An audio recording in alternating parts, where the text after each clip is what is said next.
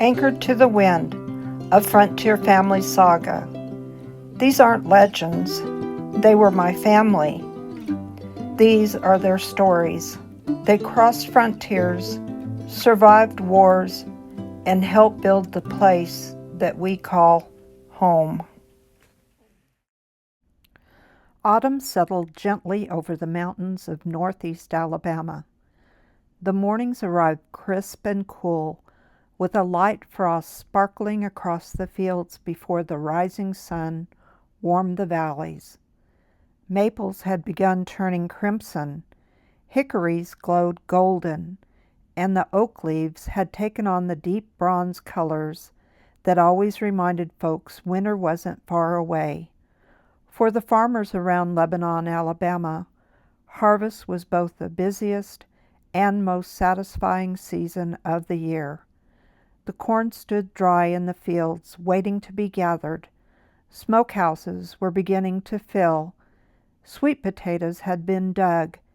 Pumpkins lined the garden fences, and apples waited to be carried into the cool cellars for the winter ahead.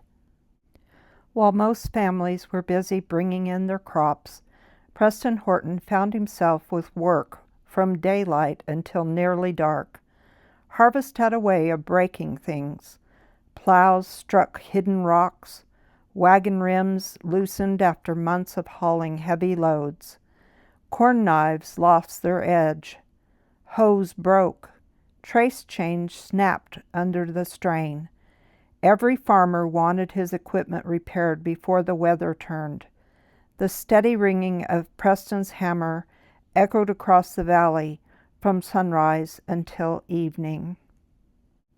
One morning, as Preston handed a freshly repaired corn knife back to Tom Berry, the farmer laughed. "Preston, I believe you've mended half the valley's tools this week." Preston smiled. "It sure feels that way." Tom looked toward the Horton cornfield, where rows of dry stalks swayed in the October breeze. "Looks like your own corn's ready." Preston paused for a moment before nodding. "It is." Just then Betsy stepped outside the door, carrying him a cup of coffee. Following his gaze toward the field, she quietly said, "It won't wait much longer." "No," Preston answered. "I reckon it's time." Betsy smiled. "Folks have already been asking." The previous Sunday, after church services had ended, neighbors had gathered beneath the shade trees, visiting before making the trip home. Someone had asked Preston when he planned to shuck his corn. "This Friday," he answered. "I believe the Lord's given us a fine harvest." That was all it took. News traveled quickly through a close-knit mountain community. There was no printed invitations, no telephones, no announcements beyond a few conversations after church and a few more at the blacksmith shop. By the middle of the week, nearly everyone knew. Friday, October 12th, 1860, the Horton family would host the neighborhood corn shucking. Friday morning dawned clear beneath a bright October sky. Before the sun had fully climbed above the eastern ridges, wagons could already be heard rattling along the dusty roads leading toward the Hortons' farm. Families came from every direction. Some traveled only a short distance. Others came from neighboring communities, several miles away. Each wagon carried more than people. They brought willing hands, covered baskets filled with food, laughter, stories, and the understanding that neighbors helped neighbors. That was simply the mountain way. As each wagon rolled into the yard, greetings were exchanged as naturally as breathing. Children climbed down before the wheels had even stopped turning. Men shook hands and began unhitching horses, while women carried baskets toward the house, where Betsy and the older girls were already preparing for the midday meal. Georgia arrived with her husband, James Jack, and their little daughter, Elizabeth Ellen. Barely a year old, Elizabeth toddled across the yard with the determination only a small child possesses. Preston bent down, lifted his granddaughter into his arms, and laughed. "Looks like you've grown another inch since Sunday." James grinned. "She's trying her best." Georgia smiled as she watched her father play with his first grandchild. Another little one would soon join the family, though only those closest to her had begun to notice she tired more easily than usual. Soon the yard filled with familiar names that had lived beside one another for years. The Berries, the Collins, the Sellers, the Guests, the Jones family. Young Samuel Sellers worked alongside the older men, unloading wagons. James Guest laughed with the other young fellows. Women carried baskets and pies. Oh, so many pies. They carried them towards the house. William Jones quietly helped his father unhitch their team before joining the others. Across the yard, Palestine Horton happened to glance in his direction. William looked up at nearly the same moment. Their eyes met, only for an instant, before both turned quickly back to their work. Neither said a word. Sometimes the first stirrings of young affection announce themselves in silence rather than in conversation. Meanwhile, the real work was beginning. The men took to the cornfields and cut stalk after stalk, filling the wagons high. Then the wagons were backed into the barn lot, where the unhusked corn was pitched into two long piles, each growing nearly shoulder high. Someone finally called out, "We're going to need some captains." Several voices answered almost at once, "James Jack and Samuel Sellers." The crowd agreed with cheerful enthusiasm. Samuel laughed and shook his head. "I don't know if I'm up to leading anybody." James slapped him on the shoulder. "You'll do just fine." Preston looked over the gathering of neighbors and smiled. It was a good day. The harvest was ready. The weather was fair. Friends had come. Now it was time to see which side could shuck the fastest. With the captains chosen, neighbors gathered around the two great piles of unhusked corn. Men rolled up their sleeves, and women tucked their aprons into their waistbands, and even the older children found places where they could help. The younger ones settled along the edges of the piles, eager to join in. Preston looked from one team to the other, a smile spreading across his face. It had been a good harvest, and seeing so many friends gathered in his yard reminded him once again how richly the Lord had blessed their community. "Well then," he called, loud enough for everyone to hear, "let's see which side finishes first." A cheer rose from both teams. Hands flew to the first ears of corn, and almost instantly the quiet farmyard gave way to the sounds of harvest. Husk rustled, dry leaves crackled. Laughter drifted across the yard as golden ears disappeared into growing baskets, while piles of discarded shucks spread across the ground. The work moved quickly. People who had spent a lifetime harvesting corn scarcely needed to think about what their hands were doing. Fingers twisted the husk downward, snapped them free, and tossed the clean ears into waiting wagons almost without pause. Before long, someone began singing. It was an old hymn. Nearly everyone knew it. Another voice joined in. Then another. Soon both teams were singing as they worked, each trying to outdo the other in both speed and volume. The children laughed as handfuls of dry husks occasionally found their way onto someone's shoulder. Even the older men couldn't resist a little mischief. Tom Berry quietly tossed a handful toward James Jack. James answered by sending an even larger armful back his direction. The laughter that followed echoed across the valley. Nearby, Betsy watched from the porch with several of the older women. "You'd think they were children again," one of them laughed. Betsy smiled. "Maybe that's part of the reason folks enjoy a corn shucking so much." The race continued. Every so often one team would pull slightly ahead, only to be overtaken again a few minutes later. Neither side was willing to admit defeat. Then, without warning, a familiar shout rang across the yard. "Red ear!" Every hand stopped.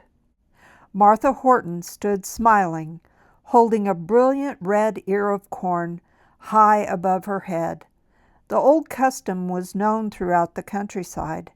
Finding a red ear was considered good fortune, and tradition said the finder earned the privilege of claiming a kiss to someone of their choosing.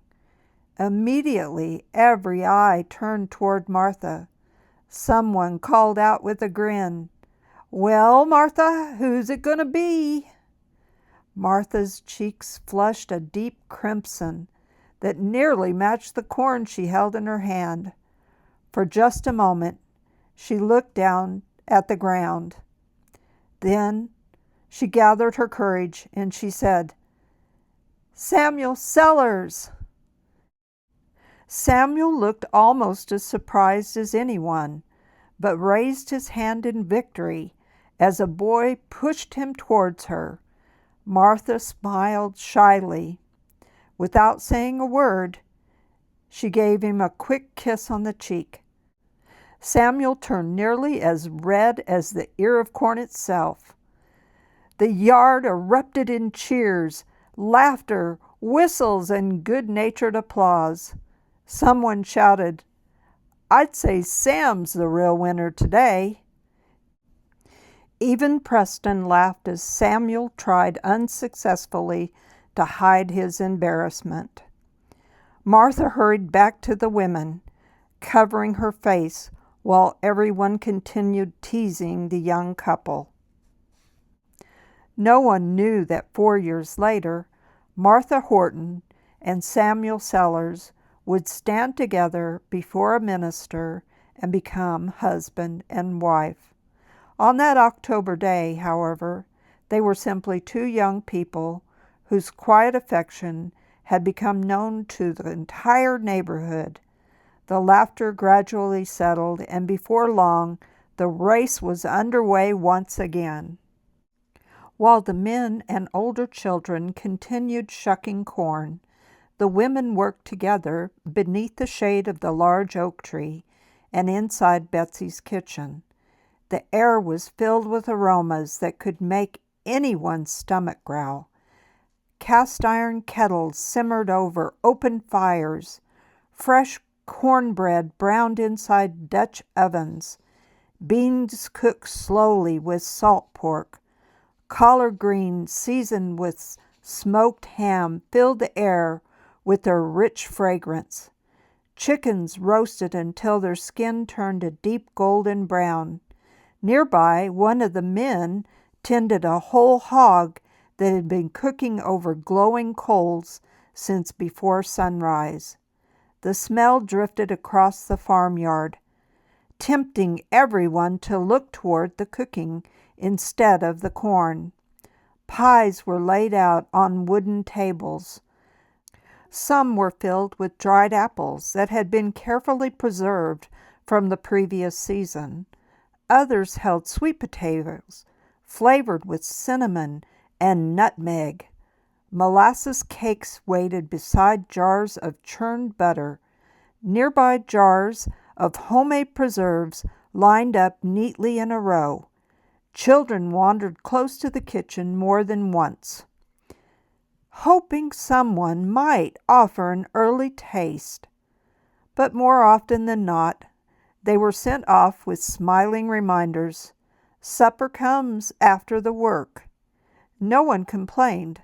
That was simply how things had always been done. Preparing such a meal might have seemed impossible for one family alone. Yet, when neighbors worked together, every woman brought something from her own kitchen. No one had arrived empty-handed. The feast belonged to everyone. As Betsy looked across the tables being prepared, she quietly thanked the Lord. 20 years earlier, she and Preston had begun married life with little more than hope, faith, and a willingness to work. Now they were surrounded by children and grandchildren, faithful friends, and enough food to feed nearly everyone in the valley. It was more than either of them could ever have imagined. By early afternoon, the last ear of corn had been shucked. Both teams proudly claimed victory, since no one could honestly agree who had finished first. Preston declared the race a draw. "I reckon the real winner is whoever gets to eat first," Tom Berry laughed. No one argued. Long tables were set beneath the shade trees, and benches quickly filled with hungry neighbors. Before anyone reached for the food, Preston removed his hat and bowed his head to say the blessing. Conversation stopped almost immediately. Heads bowed throughout the yard. "Lord," Preston prayed, "thank you for another harvest, and for good friends and willing hands, and the blessing you've poured upon these families. May we never forget that every good gift comes from you. Bless this food, Lord, and the fellowship we shall share today. In Jesus' name, amen." "Amen," voices answered all together. Only then did the meal begin. For a while, the only sounds were the passing of dishes and grateful conversations. Later, as appetites were satisfied and pies began making their way around the tables, Levi Snow stood and tapped his cup with a spoon. "I believe today calls for more than just good eating." The conversations quieted, and Levi smiled toward Preston and Betsy. 20 years ago, this day, today, these two were married. Applause and warm laughter spread around the tables. Betsy smiled modestly, while Preston looked more than a little embarrassed by the unexpected attention. Levi continued, "Seems to me 20 years of marriage deserves a few words." Several neighbors agreed. Someone asked Betsy, "How did the two of you ever decide to marry so young?" Betsy smiled at Preston before answering. "My family was moving to Mississippi," and she paused for just a moment. "I couldn't bear the thought of leaving Preston behind." Soft laughter rippled through the gathering. "So we were married." Another woman smiled and asked, "And how old were you?" "I was almost 15. The older women around the table nodded knowingly. One finally smiled and said, "That's what we did." Everyone laughed gently. Preston reached over and quietly took Betsy's hand beneath the table. No grand speech was needed. The years themselves had already spoken.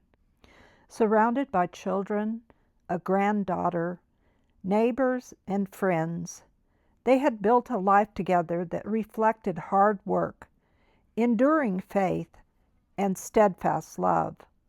For a little while longer, no one thought about politics. No one spoke of secession. No one imagined how different the world would look before another harvest arrived. On that beautiful October afternoon, there was only gratitude, and for one precious day, that was enough.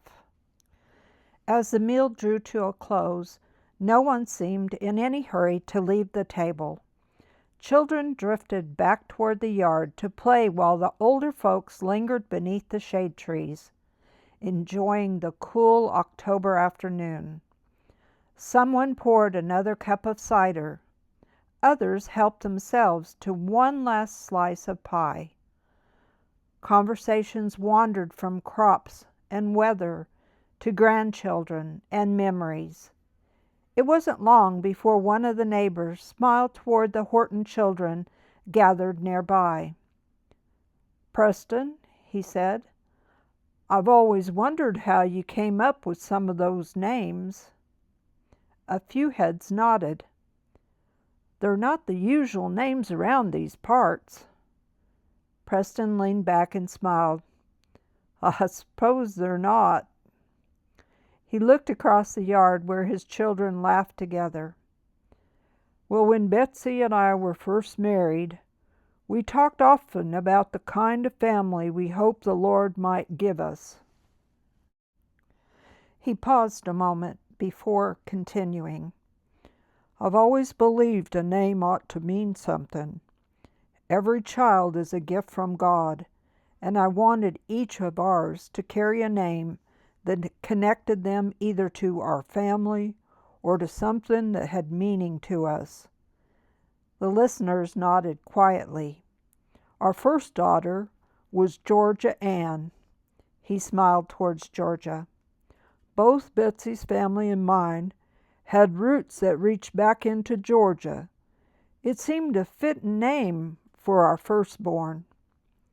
Georgia smiled at her husband James, who gently squeezed her hand beneath the table. "Our next daughter was Martha Ellen. She was named after Betsy's sister, who passed away too soon." Then Preston glanced toward an older woman sitting among the guests. "And after Martha came Dicey Jane, named for my mother, Dicea Jane." Every eye turned toward the silver-haired woman. Dicea smiled warmly at her granddaughter. "I've always been proud to share my name with that sweet girl."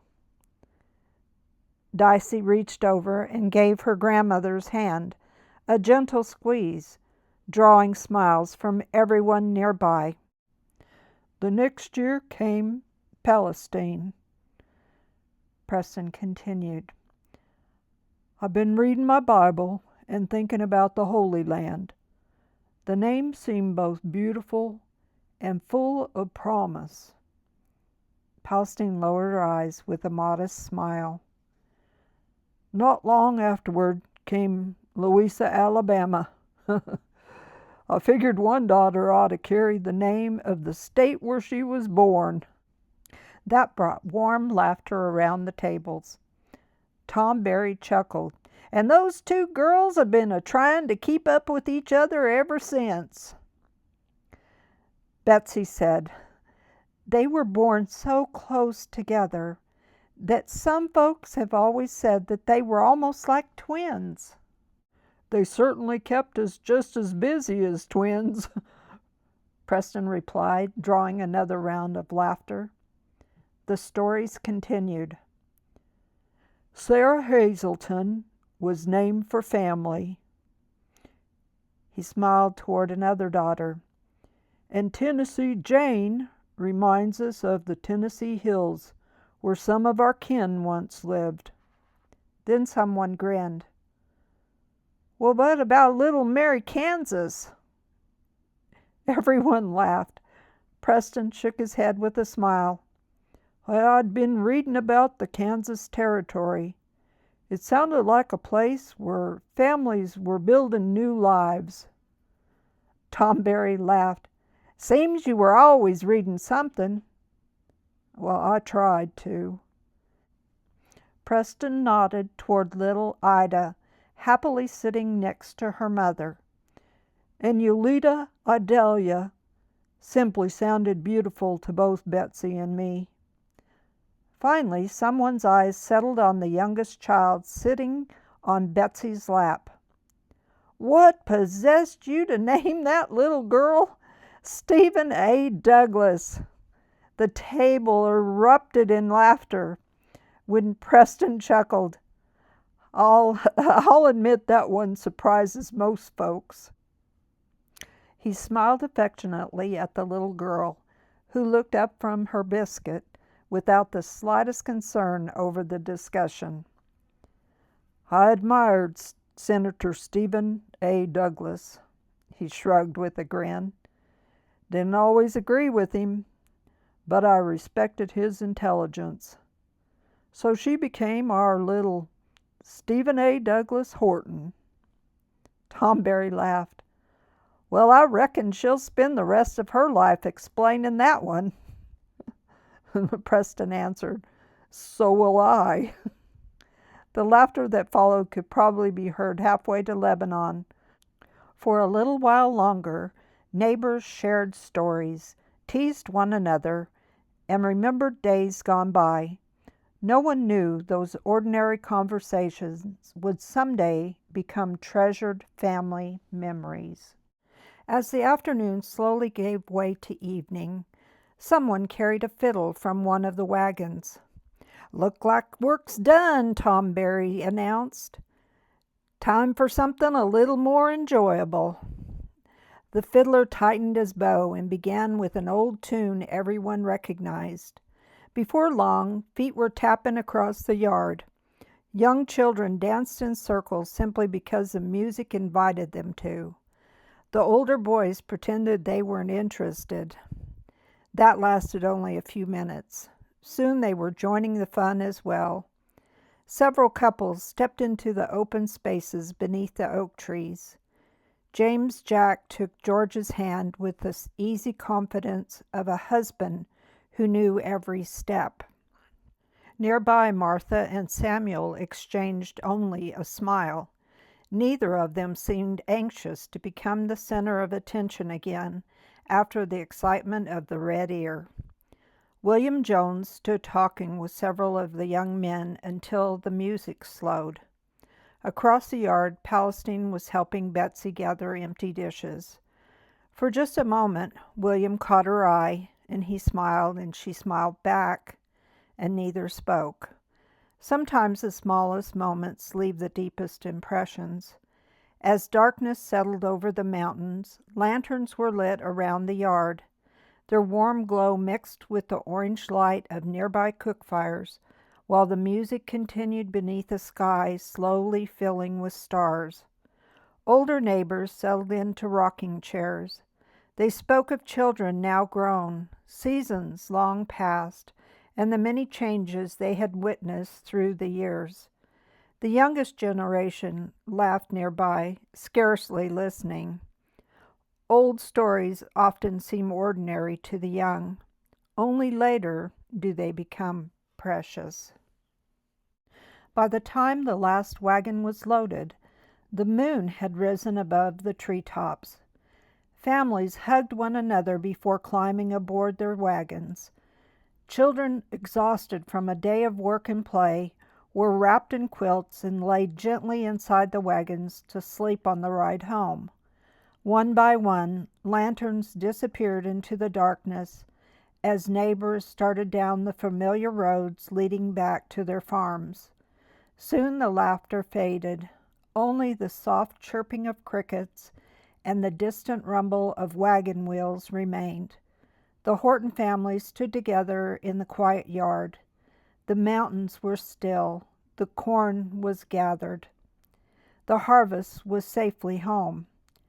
20 years earlier, Preston and Betsy Horton had begun their married life with little more than faith in God and confidence in one another.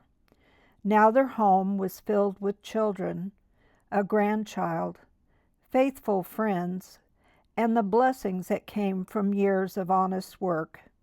It had been a good day, perhaps one of the finest they would ever know. Yet history often changes without asking anyone's permission. While laughter echoed beneath the oak trees in Lebanon that October afternoon, men in distant cities argued over questions that would soon divide neighbors, churches, and even families. Within 3 months, Alabama would leave the Union.